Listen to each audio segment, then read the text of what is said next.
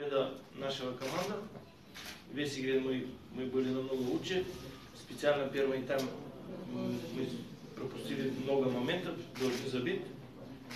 Но второй тайм был так чуть-чуть поравнее, но опять у нас были моменты. Я доволен от отдачи ребята.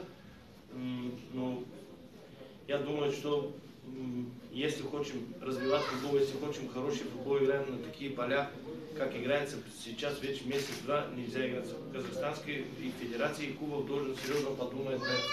Потому что мы тренируемся 2-3 месяца на хорошие поля по Турции, по Дубаю, и придем, играем на запасные, на поля, которые никакое качество не можно показать оба команды. Без разницы счет какой. Проиграл я еще с первой игры, говорю, за это тоже никакое удобство за болельщиков. Посмотрим, там где-то 500 человек можно садиться на это. Сюда в раздевалке 200 человек, нет раздевалки, нет.